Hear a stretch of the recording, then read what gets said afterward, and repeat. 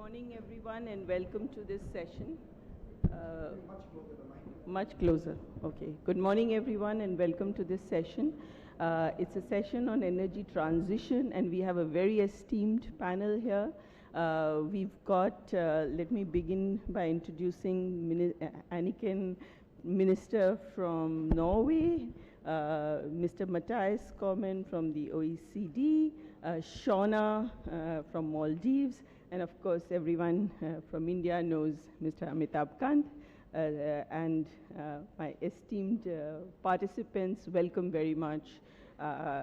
Today we are going to talk about one of the biggest challenges that the world is facing. We've all understood that the next industrial revolution cannot depend on fossil fuels.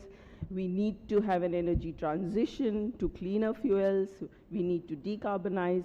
And we face the question of how this transition is going to be brought about, how we'll be able to meet SDG goals for developing countries, while at the same time not allowing the planet to be destroyed. I'm going to cut my introduction short and begin with Anniken here with the question of how she sees the role of Norway, which is a big oil exporter, in helping developing countries like ours in this transition. Over to you, Anniken. Thank you so much. I mean, as you said, we are an oil producing nation and also producing a lot of gas. And we will develop, not dismantle, our petroleum sector. So development also means that we will be predictable. And there is a lot of demand for Norwegian gas in these days, but we will use the surplus from our oil and gas industry to invest in renewables. And that's why I'm here, together with a lot of Norwegian businesses, investing heavily here in India in solar energy and also wind. And I visited a rooftop in the beginning of my visit to India, where we are investing heavily together with an Indian company in a solar panel on the top of the university here in India. So I think as an oil-producing nation, we have a special obligation to help others to a more renewable future. So do you see it as private companies? Where does the money come from? The money comes into investment, or the money comes, how does the transfer of technology happen? What is the general approach you have towards how this partnership will actually take place on the ground? You know, I talked to very many Norwegian businesses yesterday, and they told me that the best way to work here in India was to work together with Indian businesses experienced in this market. But we also have very well established Norwegian companies working here in India for years. So I think that joint projects together with Indian companies and also through our investments fund will be the best way to work in this market. Mr. Komen, if I may turn to you now.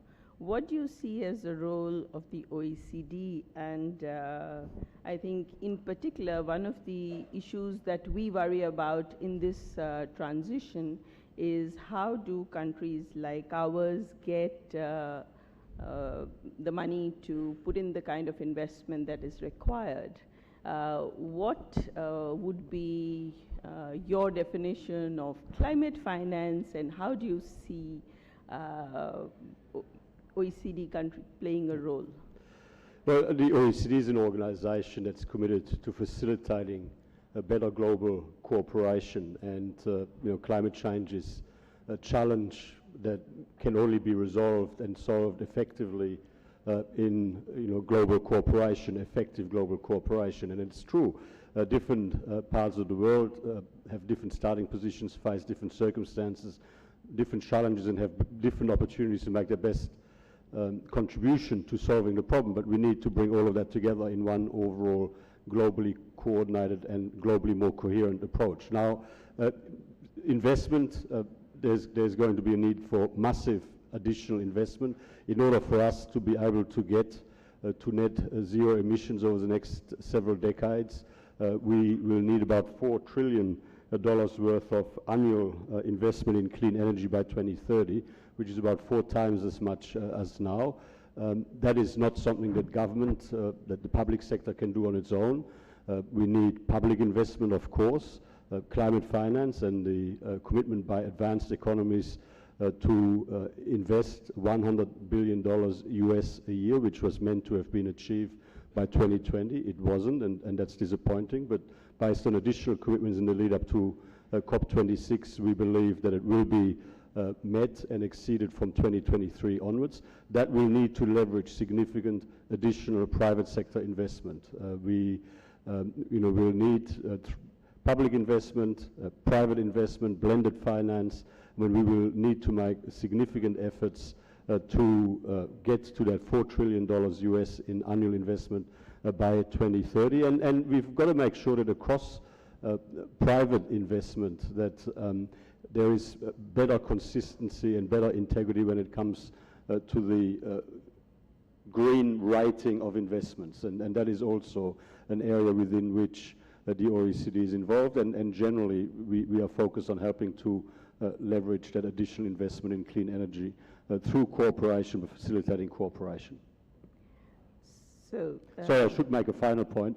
Quite a significant decision that was announced in the lead up to COP26 in Glasgow was that all of the official development assistance by OECD Development Assistance Committee members, so the donor countries, is now fully aligned to the climate objectives in the Paris Agreement. And so in 2021, that was about $179 billion US worth of development aid, which is now fully aligned moving forward to the objectives under the Paris Agreement.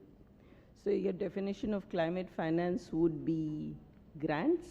Would it be or would it be concessional loans, or would it be all of the investment that comes into, for example, ESG or something else? Well, I mean, it's got to be all of the above. I mean, there'll be grants, there'll be equity, there'll be concessional loans. I mean, all of the instruments. I mean, and there'll be. I mean, the whole gamut of investment opportunities ought to be tapped.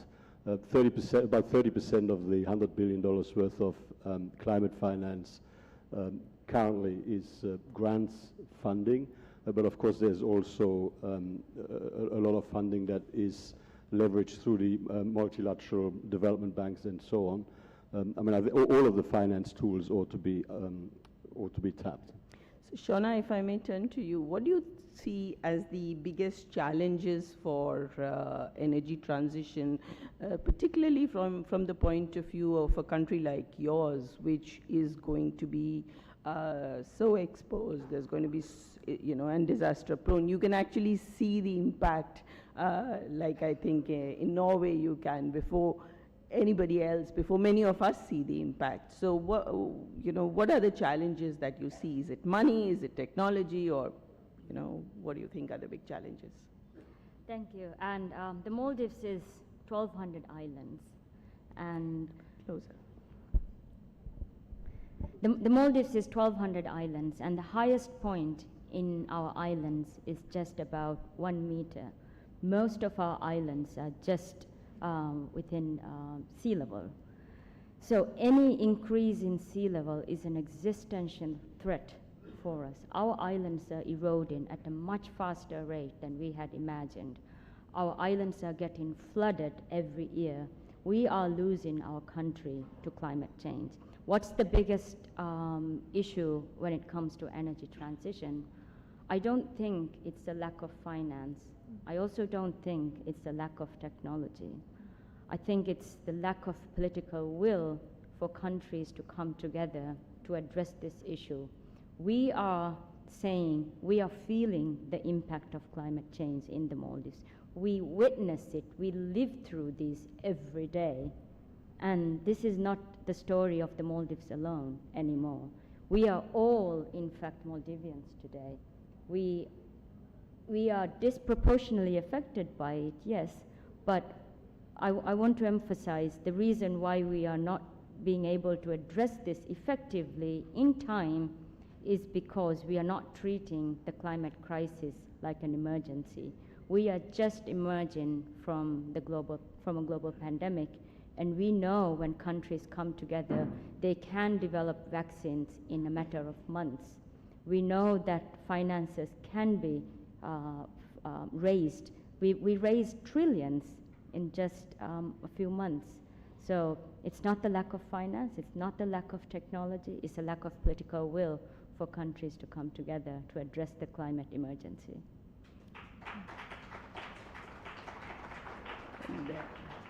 If I may turn to you, Amitabh, India is hugely dependent on fossil fuels, and we have a long way to go. And it's not just the power sector, it's other sectors as well. So what do you see are the big challenges for a country like India on energy transition? So, Ila, we've done about close to 110 gigawatt of renewable energy. We are the only G20 country which was NDC compliant. We brought down the cost of renewable to 2.7 cents per kilowatt hour, which makes it among the cheapest in the world. And I think the renewable story of India is quite an amazing story, actually, and it's all been driven by the private sector entrepreneurship in India. And we've taken it to a point where renewable energy has actually become cheaper than coal power.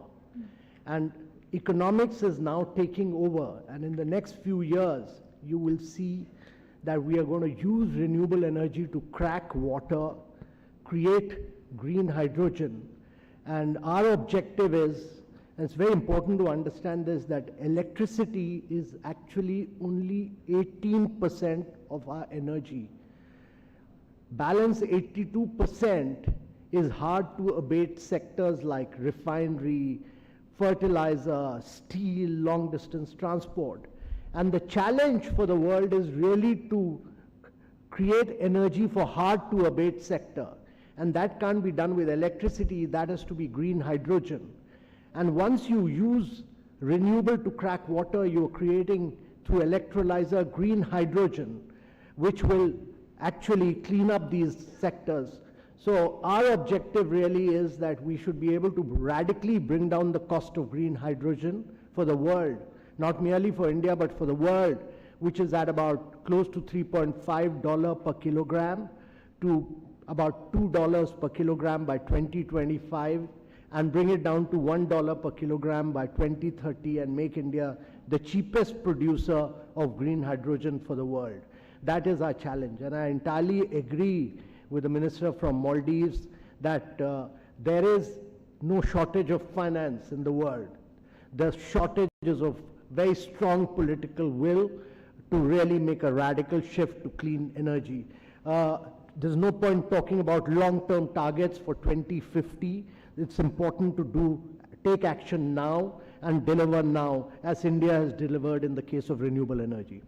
So what sort of challenges do you see, for example, on green hydrogen? I mean, you've got Norway, which is happy to, and other countries that are happy to do partnerships. Is that what we need? What is the role of A, the government, B, the private sector, and C, foreign governments in this transition?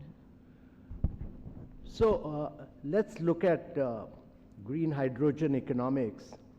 The cost is, gray hydrogen is today costing about $2 per kilogram.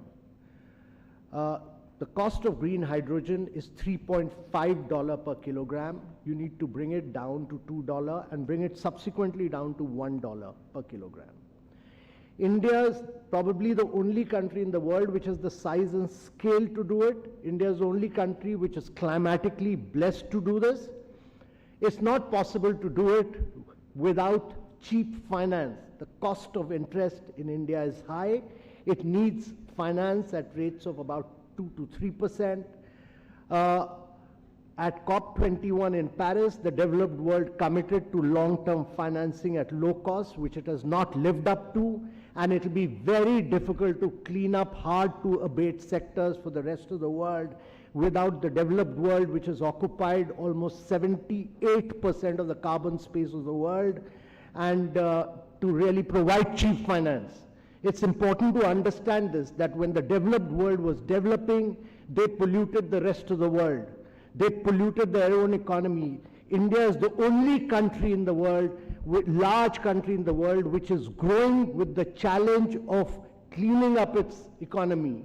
It is growing with the commitment that it will clean up and be resilient, will be inclusive, and will do it with cleaning up the climate. And therefore, there's a challenge of low-cost finance.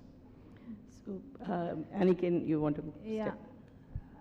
This panel is not about the war in Ukraine.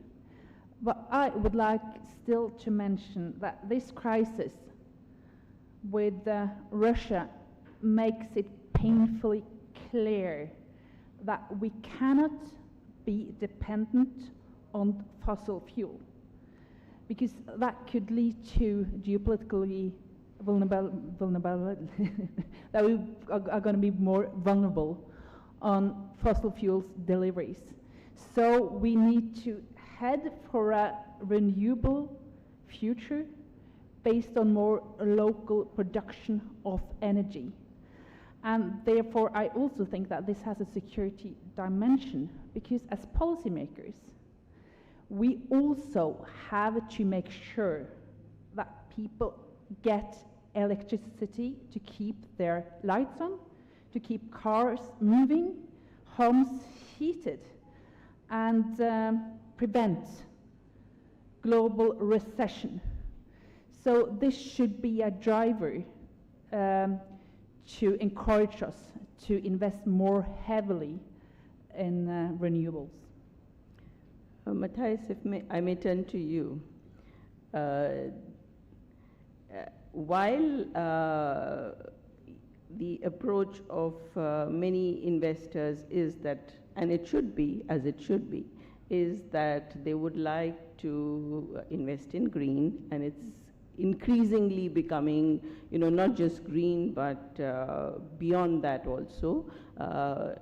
The challenge in terms of the regulatory framework, the challenge in terms of setting standards, the challenge in terms of asymmetric information, if I, being an economist may use that term, is huge. Because for money to flow into, so this is apart from the grants that you spoke about, that for money to flow into a country like India, what is the kind of partnership or collaboration that we could possibly do to make it easier for money that wants to go into green, and we as a country and businesses who want to invest in green, to actually come together?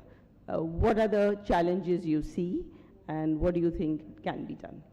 Well, it's a very important point you raise. There's an increased volume of so-called ESG investing, but one ESG investment is not necessarily comparable with another. And there's a lack of consistency when it comes to standards even at that level. And so globally, investors will want to have confidence in the integrity of investment vehicles that frame themselves, that brand themselves as green, environmentally friendly, climate friendly investment vehicles. So, and in that space, there's absolutely a need for improved standardization at a global level, for improved regulatory consistency, which will help provide the certainty and the stability in the investment framework, in the investment context. And that is a space that, through the G20, the OECD is helping to support. India, as the G20 presidency in 2023, will have the opportunity to continue to drive at a global level. And in the end, what we need to scale up the level of investment in order to help bring down the cost of renewable energies even further, in particular when it comes to green hydrogen, as what has already been mentioned. And generally, the International Energy Agency has identified that for us to get to and it is a transition over several decades. Not everything can be done from one day to the next, but the International Energy Agency has identified that about 50% of the emissions reductions to get to carbon neutrality will come from technologies that are not yet fully developed, that are still in the prototype phase. So there's a significant need for the investment also in research and development, in innovation, and there should be a stronger focus on sharing information, sharing data, sharing best practices, giving access to each other, having faster technology transfers, giving access to information globally to ensure all parts of the world to really put their best foot forward. But in terms of investment, the point that you raise is 100% right. There is an urgent need for improved global standards when it comes to private sector investment in climate-friendly investment vehicles. So, Amitabh.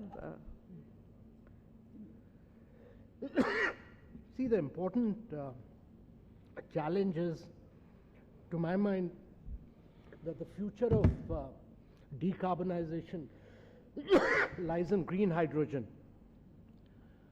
And the green hydrogen is still expensive. The world is living in gray hydrogen, which is based on fossilized fuel. So how do you make green hydrogen cheaper is important.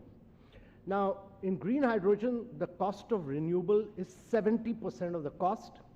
10% of the cost is the cost of electrolyzer, 20% is the balance of plant cost.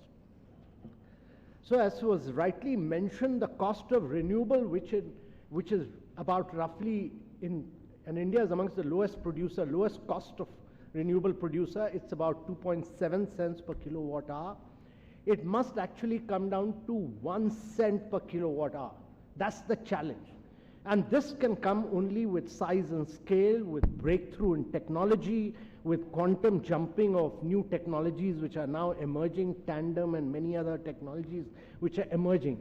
So I think in the next 2 to 3 years, you'll see cutting edge technology coming in renewables, which will make the cost of solar energy fall radically. That will make the cost of green hydrogen fall very substantially, and that will enable the world to decarbonize refineries,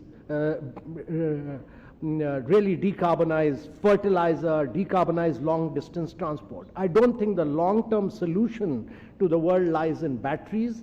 That's okay for two-wheelers and three-wheelers and four-wheelers, but it's very important to look at the more difficult sectors which can't be cleaned up with this. Also, the world cannot be dependent on lithium, cobalt, and nickel, which are very difficult. Firstly, they're based on one country resources in the world are being managed by one country, and secondly, they will create their own complexity in terms of making a cleaner world for the future. So really, the challenge is how do we drive the world towards green hydrogen? That is really the key challenge before the world, and that would require the cost of renewables to fall radically. And in terms of the institutional arrangements, regulatory frameworks, or the move towards going from voluntary to mandatory norms, what sort of a partnership do you envisage with the private sector, or in India, for example? So Indian entrepreneurship is truly top class. I've seen this in renewable. Some of these newer companies which have come up, Renew or Greenco or Acme, they are the ones who've really driven the story of renewable revolution in India. And no country in the world has been able to achieve 110 gigawatt. It's all been driven by the private sector in India. And they are the ones who are making the breakthroughs in green hydrogen. Now, what you would require, because India is a very large consumer of grey hydrogen, it already consumes about 10% of the world's grey hydrogen in its refinery.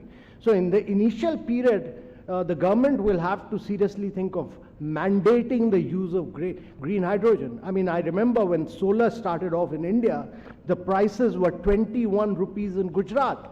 The present Prime Minister pushed it in Gujarat, and now it has come down to 2 rupees. From 21 rupees to 2 rupees has been the paradigm shift. And the same story will repeat itself in green hydrogen, where the prices will come down from $3.5 per kilogram to $1 per kilogram market. And this will happen simply because of the size and scale of India. No other country has the possibility, no other country has the climatic condition, no other country has the size and scale of India, no other country will have this kind of top-class entrepreneurship which India has. And therefore, India will take the lead and make itself the capital of green hydrogen for the world. Thank you, Amitabh. We'd like to open up to questions now. So the lady there at the back, can you please give her a mic? Hi, this is Ronchalo, independent journalist based in Europe. I have a question for Ms. Shona, who is also an alumni of the fellowship. When you sit in the panel listening to developed countries talking about technology and transition in India as well, what's your feeling? And do you see the rest of the world who has the ability, finance and the technology to transit feeling small countries like yours? If I might have another question. When you talk about green hydrogen, that India, that's not for you, sorry. That's for the sir from the that has been talking about green hydrogen. When you mentioned India is the only country has the size and the scale, I want to point it out the discussion about China being also the technology innovator in green transition. And the question is not, the question is really, where do you see China in this transition, and whether China and India and other countries can collaborate in finding solutions all together? Thank you. Shona, so do you see the technology collaboration that is being proposed as something that will go ahead and that will help you? I think it wasn't very clear to me as well, but that's what I could gather. Technology will go ahead. See, the thing is, we are the last generation that can address the issue of climate change. Some people say that technology is far behind the action that is required to save countries like the Maldives. I say otherwise. And for instance, as a small island state that's in the front line of the impacts of climate change, we have not seen the money that the climate finance has not reached countries like ours. The technology has not reached countries like ours, but it's out there. So there's clearly a gap between countries who are investing in renewable energy, who are investing in technology, who are contributing to climate finance, but it hasn't reached countries like ours. And that's my fear, that if we don't act now, within the next decade, we are talking about countries like ours may not be able to continue to enjoy the development that we enjoy today. And clearly, that's not a very easy thought for me as someone from the Maldives. I want to continue to live in the Maldives. I want to continue to live with my family in the Maldives as well. So countries need to come together to address this by transferring the technology, by addressing the issue of climate finance. And I think we can. And I think, I don't think any issue can be on top of the agenda before climate change. Okay, and the second question was about the size and scale of China. I think, Amitabh, if you would. So, on this story of size and scale, why I said size and scale, which India provides, is because as far as the story of renewables is concerned, China does not have the climatic conditions. India's competition on renewables and then using renewables to crack water for green hydrogen, because 70% is renewable, India's competition on that does not lie with China. It lies with Middle East, which has the similar climatic conditions for renewables. So the size and scale is available only with India, but the important thing is that the climatic conditions to bring down the cost of renewable to much lower level is ideally suited for India. No other country other than Middle East and probably 1 or 2 countries in South America is the climatic condition. So India therefore is climatically blessed to be able to bring down the cost of renewables. Thank you. Lady there.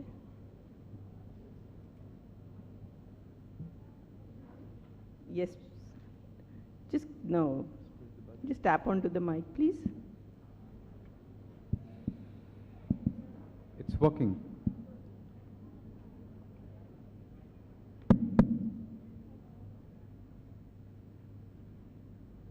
Yeah. I'm Chandrika Bahadur, and my question is for the Minister from Norway. There's a lot to learn from Norway's commitment to climate change and to your commitments to Paris. But having said that, there don't seem to be any commitments from the Norwegian government to in any way restrict production of fossil fuels right now. And the fact that they are exported is an artifact of the treaties, but it doesn't change the overall physical reality that there is no reduction in fossil fuels being pumped into the atmosphere, with Norwegian production continuing as before. Does this mean that the government is prioritizing current economic prosperity over long-term sustainability? That's the first question. And second, to the point that Mr. Amitabh Kant was making, that this is largely a decision of political will. Is this really a reflection of the Norwegian government's political will to tackle climate change here and now, given the urgency? Thank you.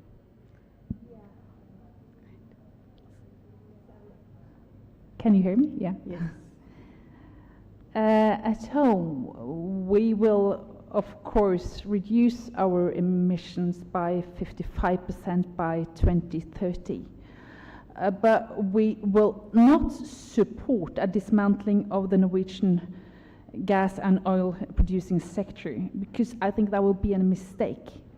Because we're using the surplus and also the knowledge and know-how from these sectors in producing renewables, and that's very urgent for us, I think. And we are also working with India, for instance, now to establish an LNG terminal here based on knowledge from our petroleum industry.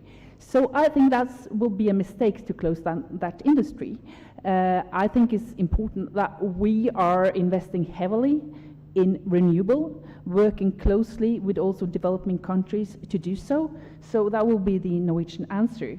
And we will be emission neutral by 2050 and have committed to doubling our climate finance by 2026. Thank you. Yes, please. Thank you. My name is May I? Kira Finke from the German Council on Foreign Relations. And my question also goes to the Minister from Norway and to the OECD.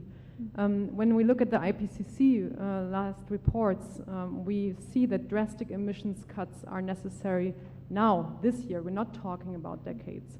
So what is planned to cut emissions this year? We are in Delhi, we are witnessing extreme heat. We are seeing other parts of the Earth system approaching tipping points that can only be avoided now and not within decades. So fossil fuels, in my view, need to be let in the ground. So please give us some details what is done at the moment to confront this crisis. Thank you. Well, I might start. I fully agree with you that there is an urgent need for ambitious and effective action on climate change, but we've also got to be realistic about the transition to get there. That should happen as soon as possible. I don't think it's realistic to switch off all fossil fuels now, as you appear to be suggesting. We need to have a transition that is as swift and as quick as possible, but we also need to make sure that we manage it in a way that maintains public support for the actions that are required. So, I mean, you know, in the lead up to COP26 in Glasgow, more and more countries have committed to carbon neutrality. That was a significant step forward. We've now got countries representing about 83% of global emissions who are committed to carbon neutrality. But while we need to get there as quickly as possible, we've also got to get there through a achievable transition. Amita, would you like to? Yes, Aniket. Yeah, I just want to underline that gas, for instance, is a transitional energy source. And it needs to be used, when we're heading for a renewable future. So that's why we are using a lot of resources in new investments, but we cannot cut down our gas sector immediately. Especially in Europe now, there's a huge demand for Norwegian gas, and will continue to supply the European market by gas in some years. But we are heading for a renewable future, because we know that this is not the future. It's only a transitional energy source. Amitabh, would you like to respond? No, I think it's a very, very important question, because the developed world is responsible for 86% of the carbon space occupation already. It's not left any carbon space for the developing world. It's responsible for 78% of the global emissions. And from COP1 to COP26, the developed world has not lived up to its commitments. On an annual basis, it keeps shifting goalposts and keeps talking about 2050, whereas it should do action now and demonstrate to the world that it has the political will and the commitment for climate change. That is really the key. There's no point talking long term without immediate action. And that is what the developed world must do, because it has left no carbon space for the developing world. Shauna? I think that's a critical question, even for small island states like ours. I'm often on panels, and we are often asked about the net zero targets, but it's in 20, 30 years that most of the world will reach net zero targets. The problem for me, as someone from a small island country, is that's too little and too late as well. And the incremental progress that we tend to refer to us when we talk about mitigation targets is simply not enough. But also the problem that we face is we're also not having access to adaptation support and finance that we urgently require to protect our islands. In fact, as a country that is entirely dependent on tourism and fishing, both industries are severely affected by climate change. So what happens to countries like ours when our economies are completely, entirely destroyed by the impacts of climate change? What more issue can drive geopolitics when people start moving inwards and upwards? When we have countries, not just from the Maldives, from all of the coasts in the world, when they start moving, that's a much larger refugee crisis and a driver of conflict than we can imagine as well. And this is coming. So when we talk about mitigation targets that we'll reach in 2050 and 2030 and 2070, we will need to find ways on how we address urgent adaptation needs for countries like ours as well. Thank you. Thank you. We'll take one last question. There's a gentleman there. Thank you. My question is to Sri Amitabh Kanji first.